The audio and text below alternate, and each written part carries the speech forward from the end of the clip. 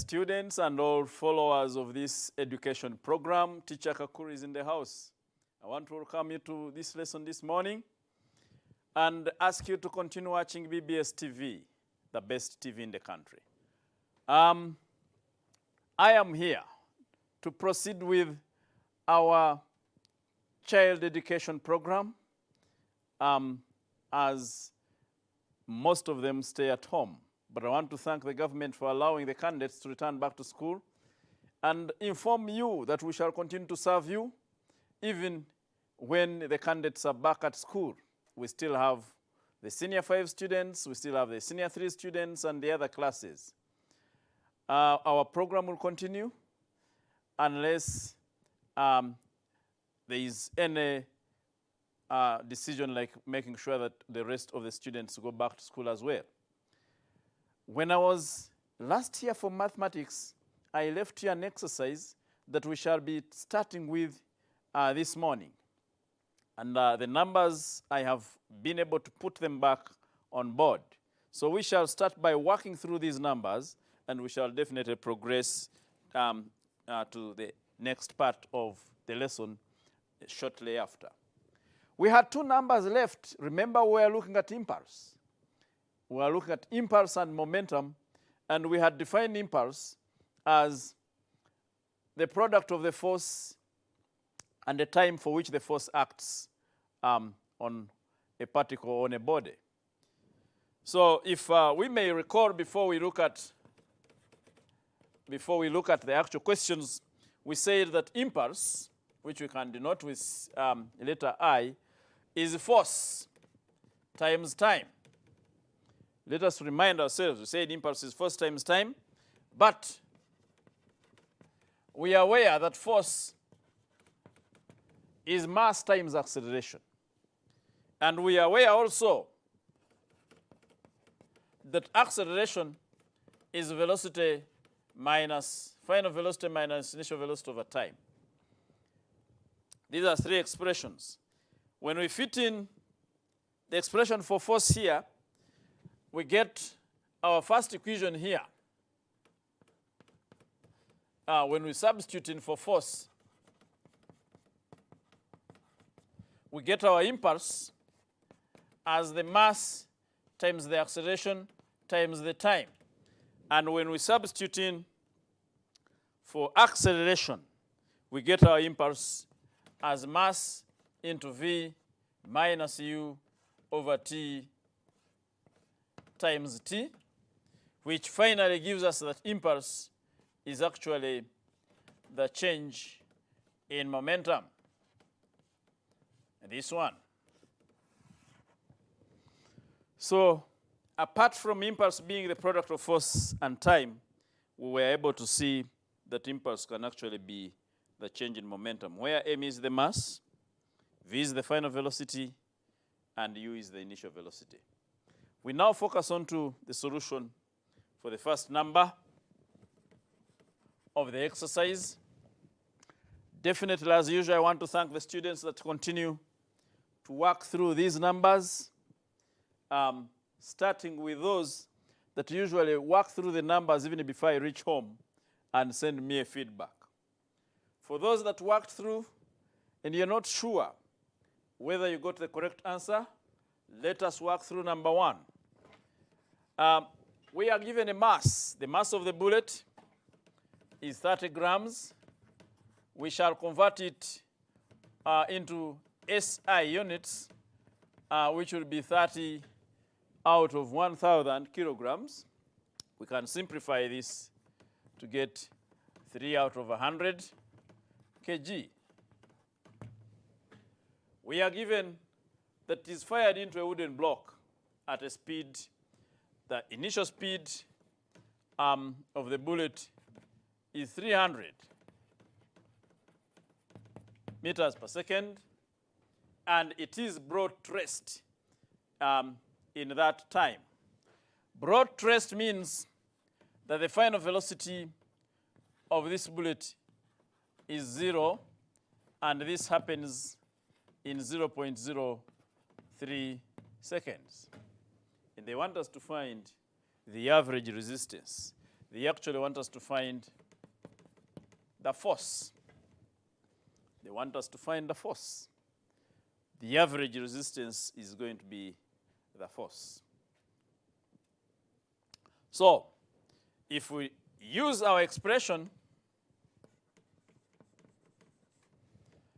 that force is mass into the change in velocity, V minus U over T, we shall be able to actually get the resistance that we need here. And this resistance is going to be obtained by, of course, getting the force. We know the mass, so if we substitute in, we have 3 out of 100 times the change in velocity will be the net change. We can say 0 minus 300 over the time, 0.03.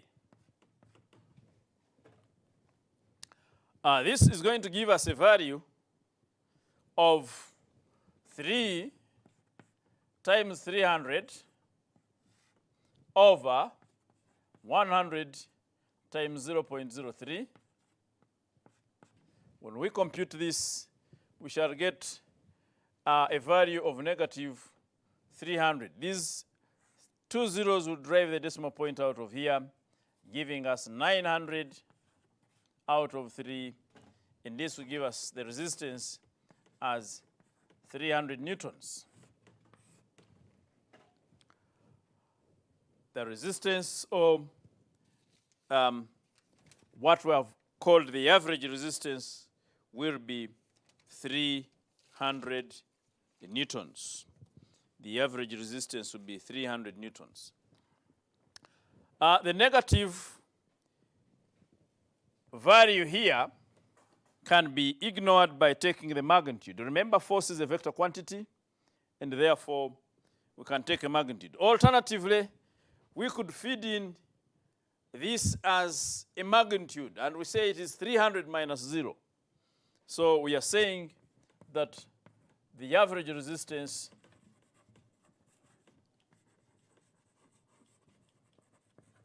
will be equal to 300 newtons.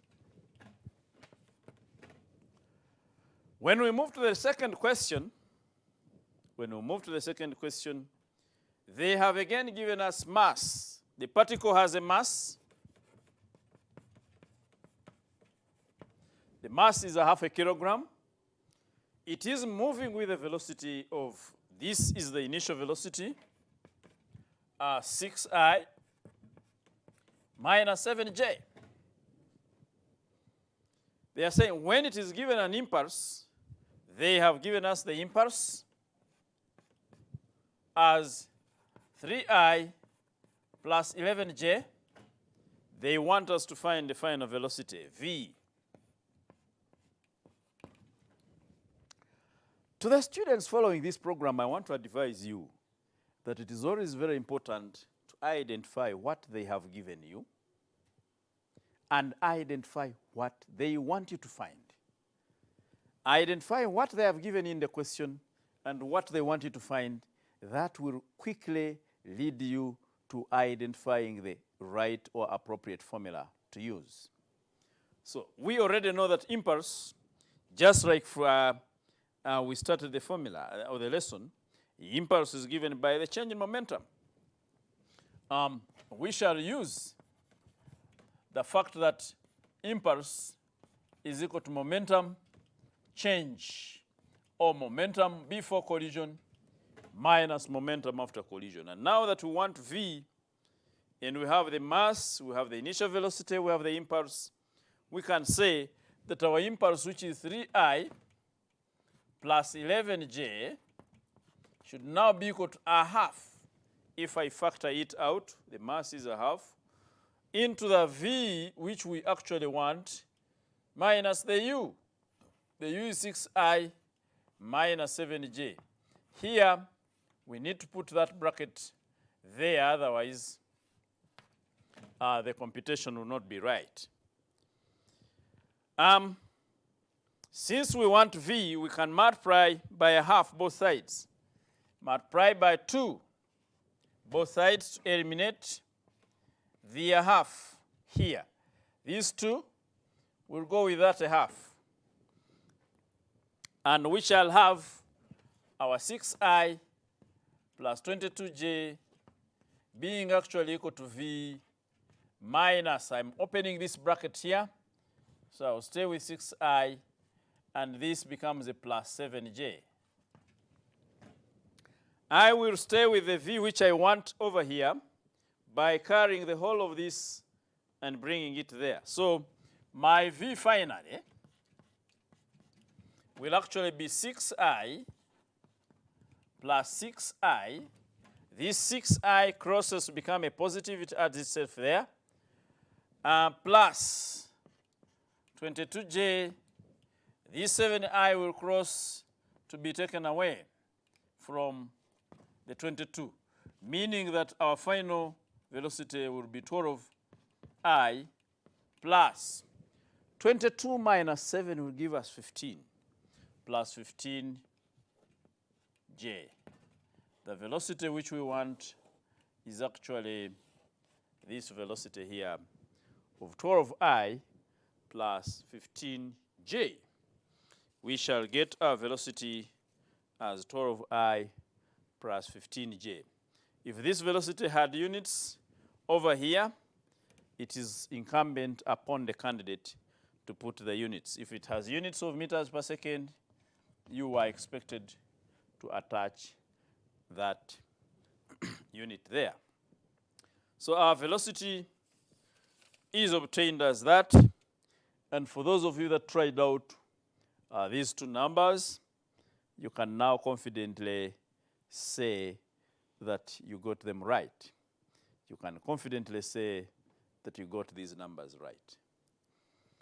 As usual, I will allow some time for those capturing the working to actually capture the working. Remember, there are 3 lead points: that impulse is force times time, but force is mass times acceleration, and acceleration is change in velocity over time.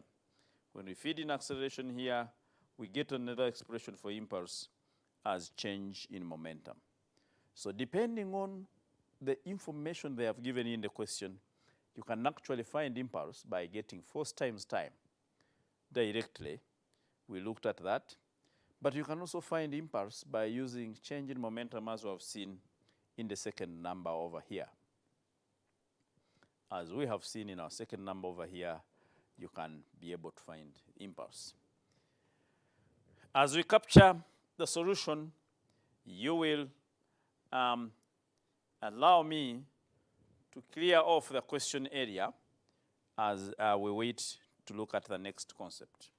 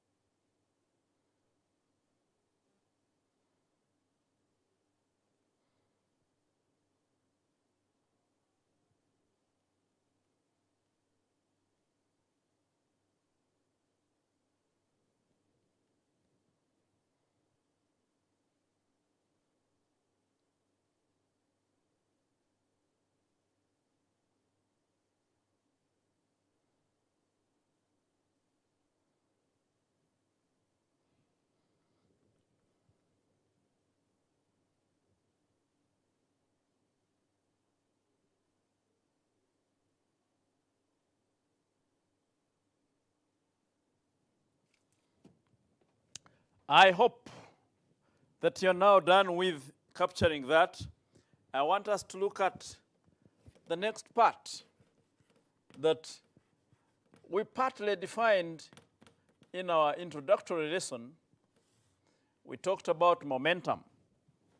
We talked about momentum. Remember, the heading was momentum and impulse. And we talked about momentum. I want us to strongly move in and now focus on momentum. I told you that this is mathematics, and by the nature of the subject, we are not going to be asked questions to define, but it is important that we know what momentum is. We said momentum can be defined as the product of mass and velocity of a body. The product of mass and velocity of a body. And we said, in terms of the expression, you can say that momentum is actually equal to mass times velocity. Mass times velocity.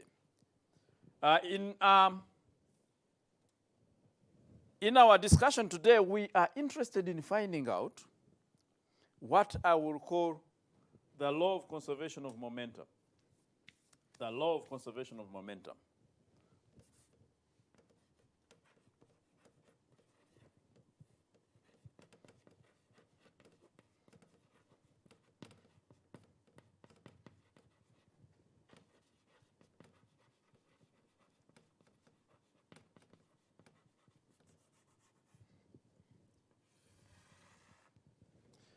Now, momentum deals with bodies that are moving, and these bodies have a mass. And since these bodies have a mass, it implies that if they are moving, they have a velocity which actually will change. So, before we state this law, we are going to consider a body of mass. If this body has a mass m kilograms, we shall call it m1 kilograms, moving with a velocity. If we consider this body is moving with a velocity u1 meters per second, and this body eventually collides with another body,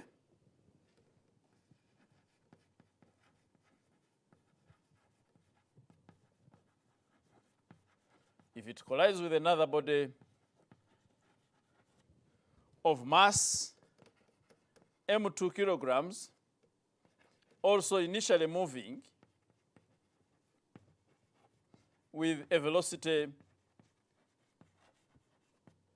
u2 meters per second.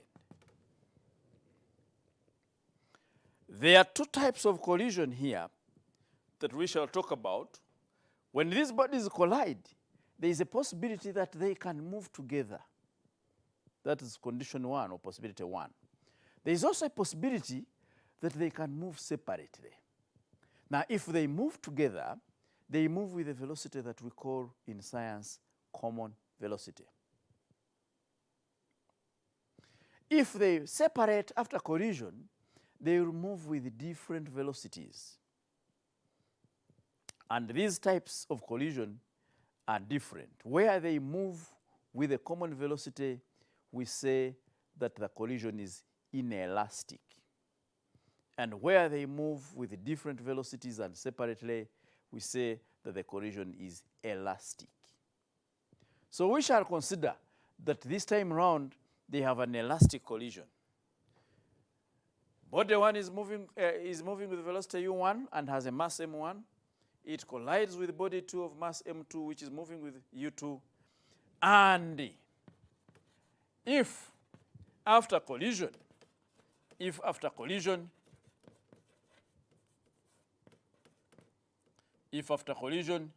the bodies move separately, if they move separately,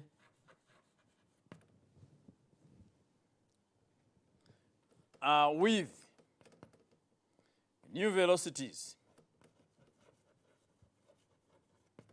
v1 and v2 respectively, then we can say that during collision there was a force that was involved that caused the change in this velocity, as we may be aware. Then we can be able to look at the expressions. They move separately with different velocities, v1 and v2. This would imply that if we look at these cases, we can look at a case now before collision. What is happening? We have this body 1, which I'm calling m1. It is moving with the velocity u1. We also have body B or 2 with a mass m2 moving with the velocity u2. That is before collision. We can call this part A. During collision,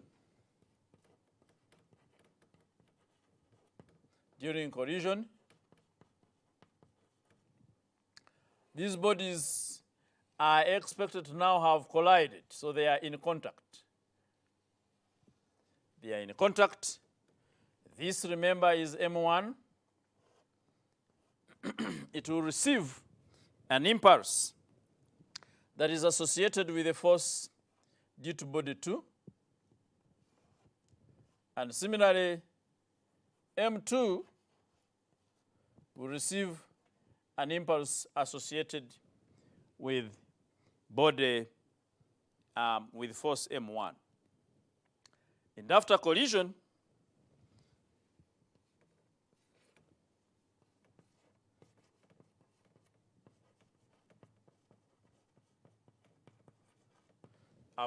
we have said these bodies are going to move separately.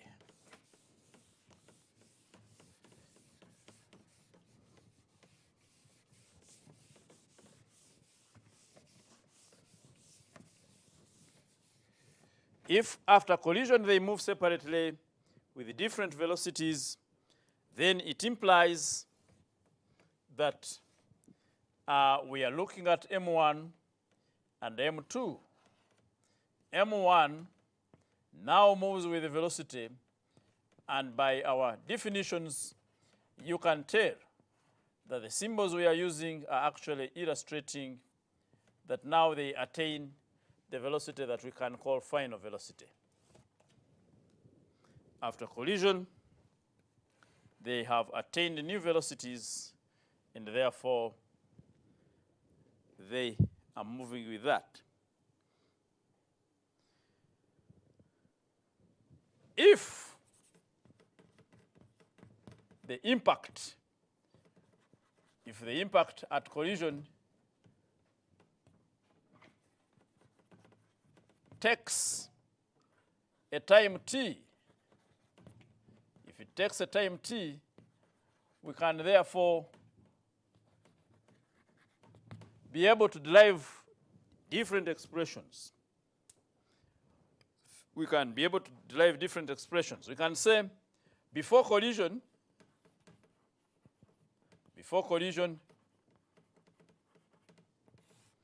the momentum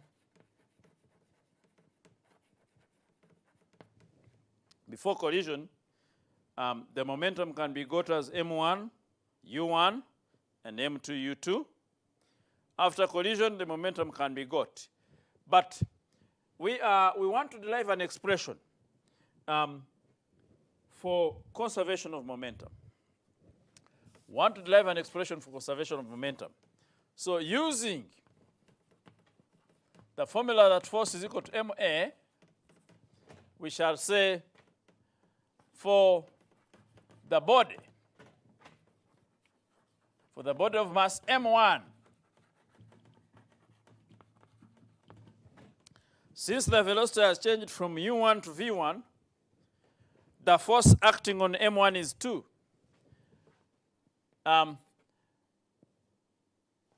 Since we know that A is v minus u over t, it means the force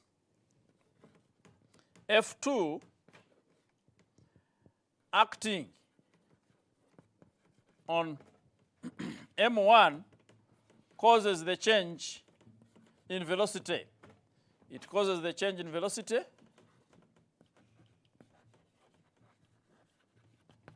in the said time t, implying that therefore the force F2 will change the mass or the momentum of body with mass m1 to give us m1 into v1 minus u1 over the time t. And in a similar way, similarly, F1 acts on M2 and causes the change as well, causes velocity change. This implies that actually F1 will also be equal to the change in momentum of the second object or the second body within the same time interval t. By using Newton's laws of motion, we are able to prove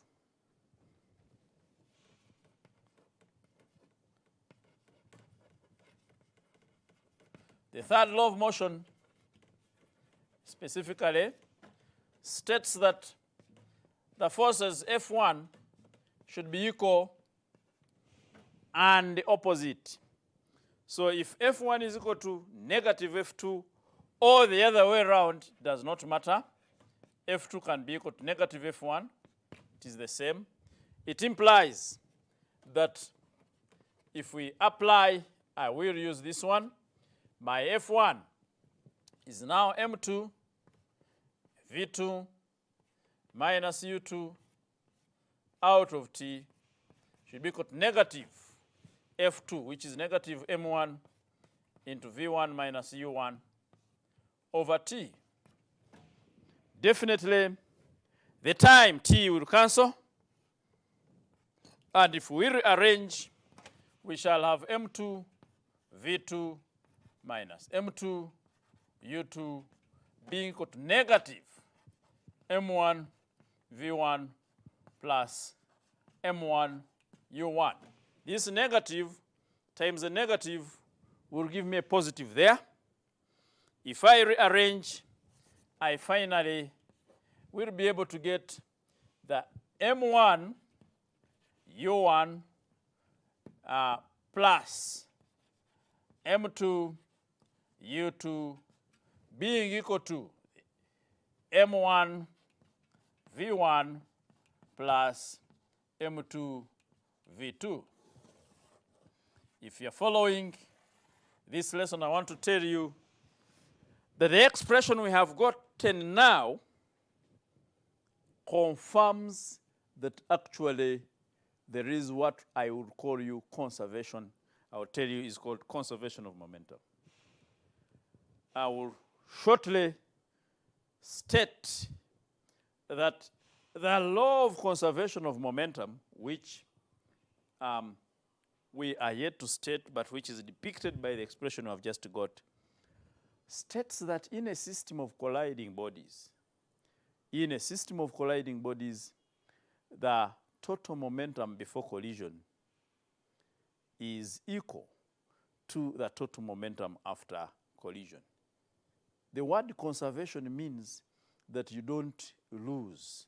The momentum that you have before collision is exactly equal to the momentum after collision. In a system of colliding bodies, momentum is always conserved. This expression is going to help us to work through a number of questions in the next few minutes. But as usual, usually I tell you to take a picture. I will pause a little bit for you to be able to capture whatever is on the board in the interest of good stewardship. This concept is also very good for students that are offering physics, and it cuts across. It does not. It is good for the senior 3 students. It is good for the senior 5 students, those of you that are still at home. And of course, for the senior 6 students that are in different schools right now, those that have access to media and can watch this lesson, this information is good both for applied maths and physics. We shall conclude and shortly move into examples. We shall be concluding this derivation and move into examples. Take note that in mathematics, they will not ask you to prove. They will not ask you to prove this question or this formula or this derivation. They will simply ask you to apply it. It is important to note that, one, momentum is conserved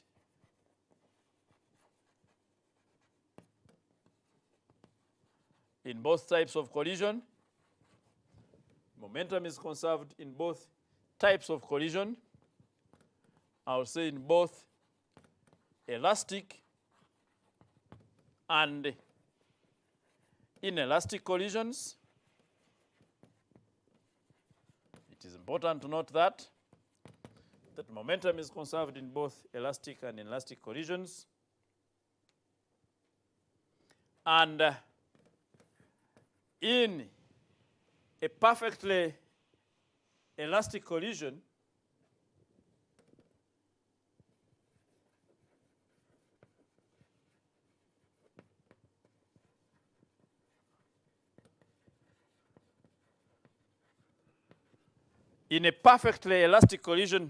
whose expression we have just derived, we can say that both momentum and kinetic energy are conserved.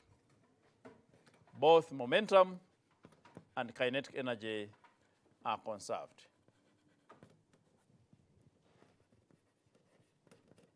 Both momentum and kinetic energy are conserved. It is also important to note that momentum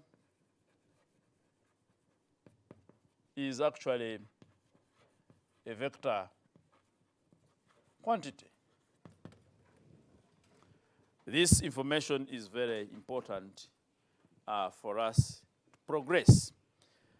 Not also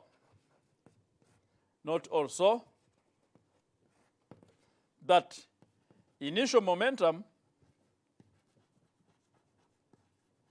from the expression I've got is m1 times u1 plus m2 times u2. And final momentum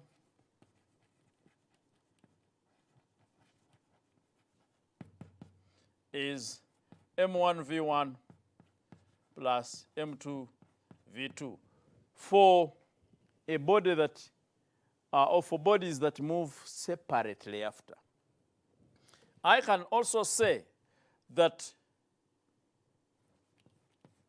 B, for bodies that move together,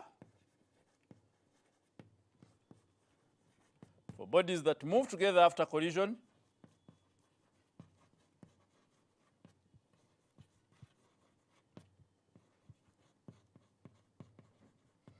we say that momentum before collision, the total momentum before collision, will be equal to the momentum the sum of the masses times the common velocity.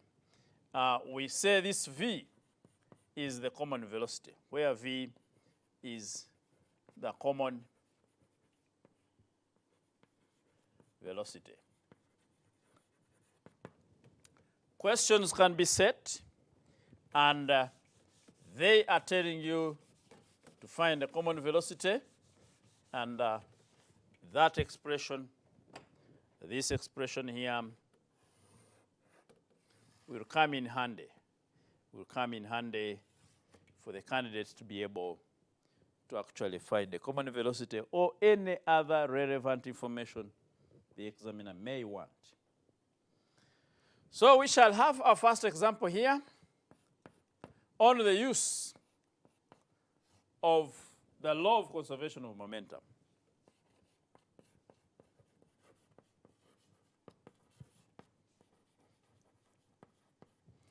Very simple concept once the candidate gets to know what is given. Our question is over here. A particle has a mass of 2 kilograms. It's moving at a speed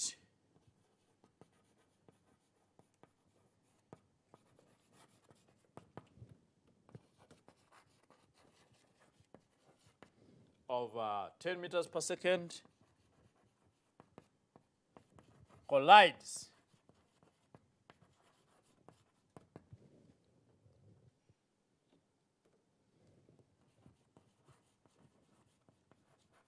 with a stationary particle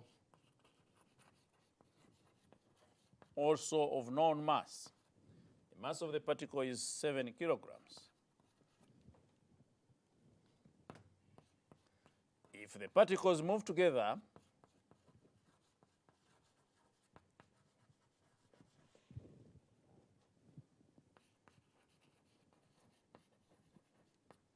after collision or after impact,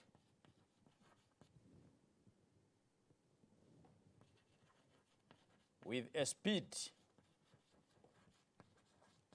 of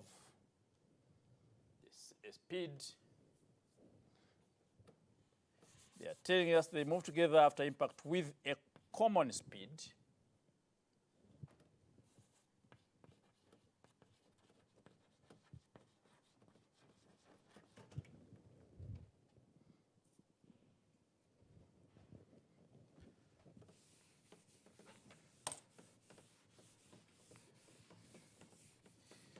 They move with the same speed, but in opposite directions. They move with the same speed, but in opposite directions.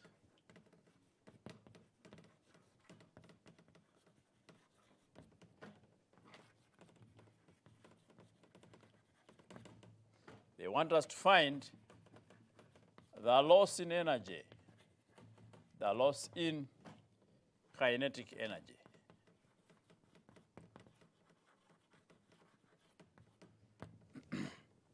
They are saying find the loss in kinetic energy after collision.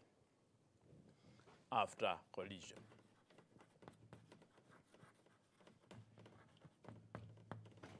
Find the loss in kinetic energy after collision. I always advise students, whether you're in an exam, whether you're revising privately, it is important that you always read through the question the second time. It is important that you always read through the question the second time. I repeat, it is important that you always read through the question the second time.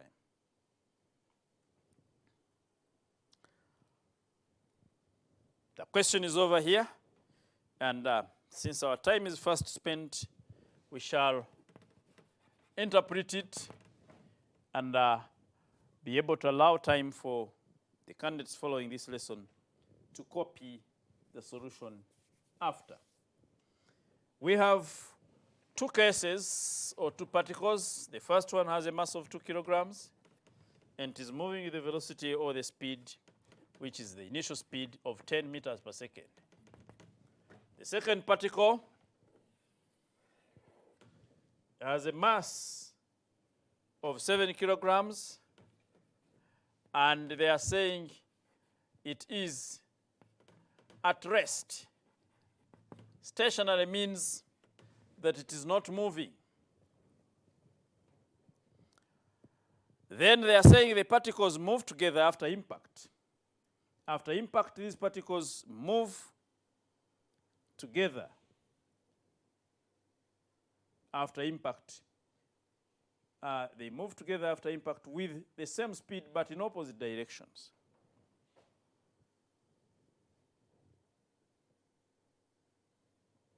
So it means that after impact,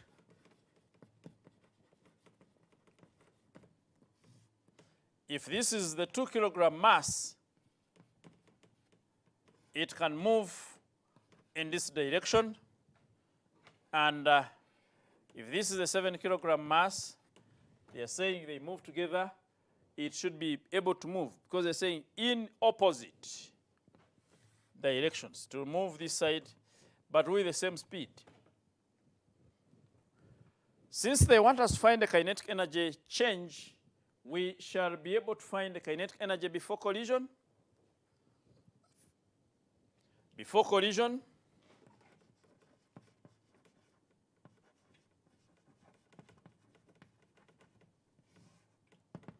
kinetic energy will be,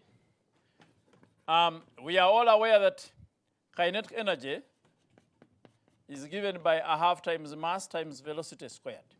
So it will be a half times mass 1, which is 2, times the velocity there squared, plus a half times mass 2, which is 7, times the velocity squared. And when we compute this, this will give us 100 joules, because this 2 will cancel, and this is 0. After collision,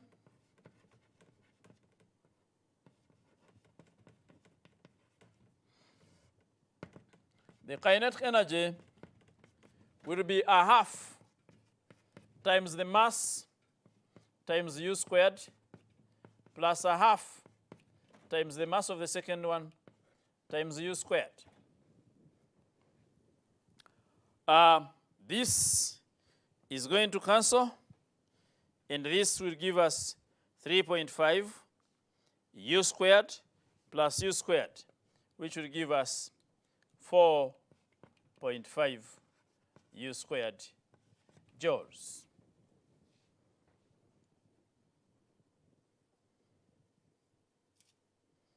That is the kinetic energy. But since they are telling us they move with the same speed, by conservation of momentum,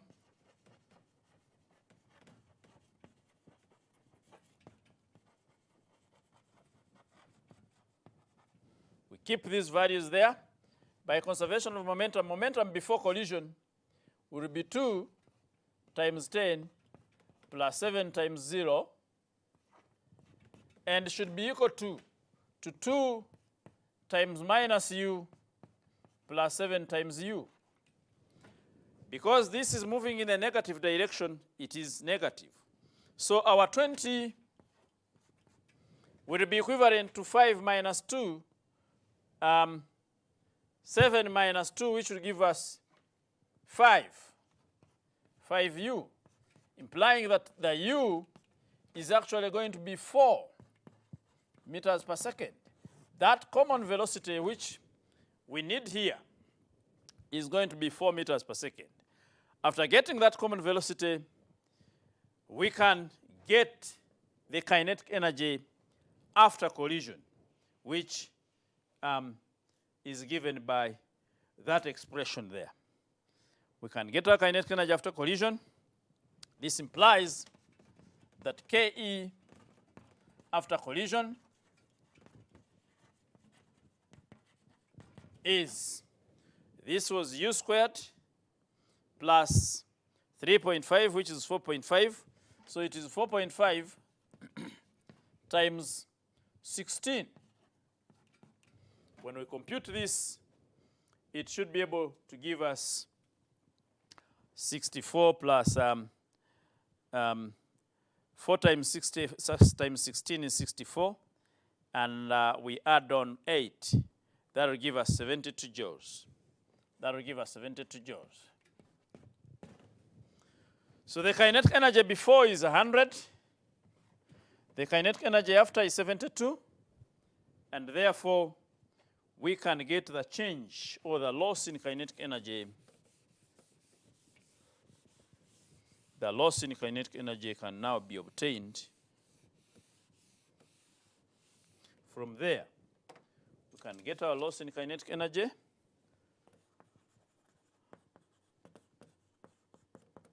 Would be equal to the kinetic energy before minus the kinetic energy after. And this is going to be 100 minus 72, which would definitely give us 28 joules. So our loss in KE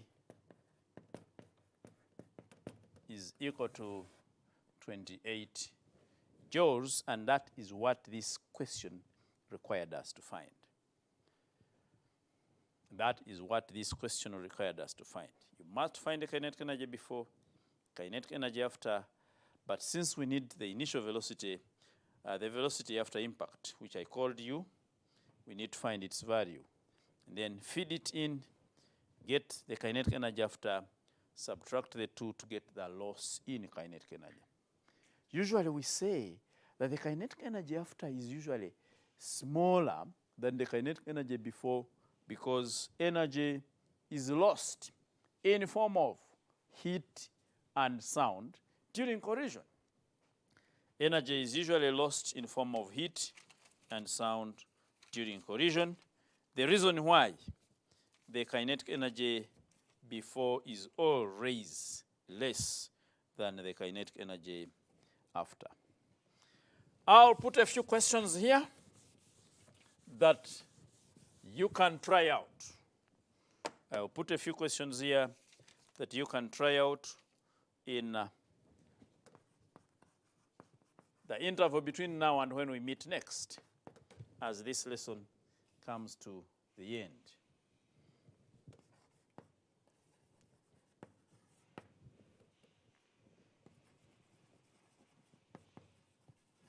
A car of mass 1,000 kilograms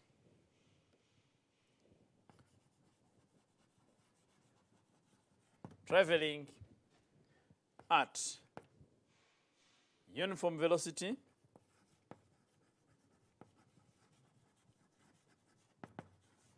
of 20 meters per second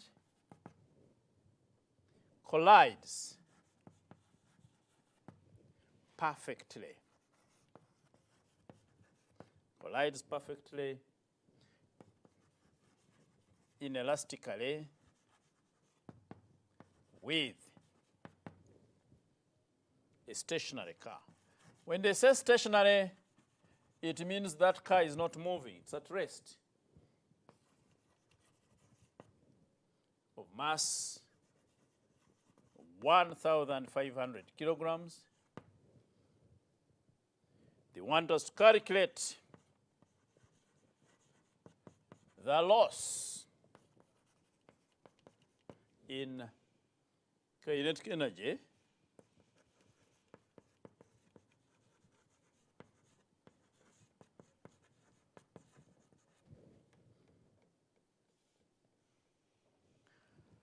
as a result of collision.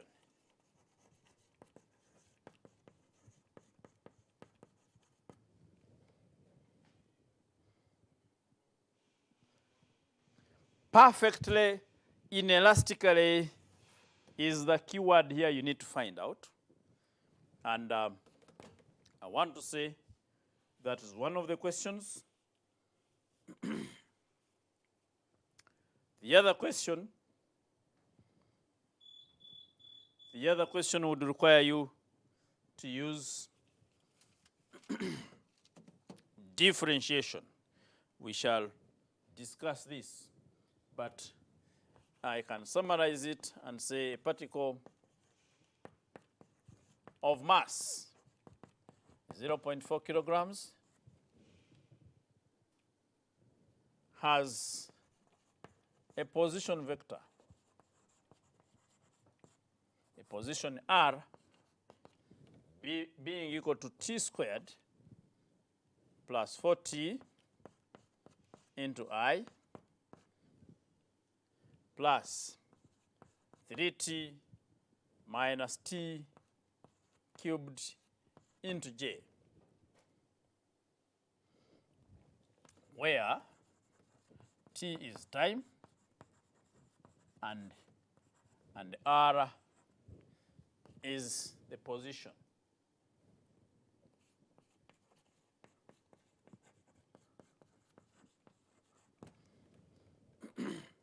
They wanted to find the speed. Find the speed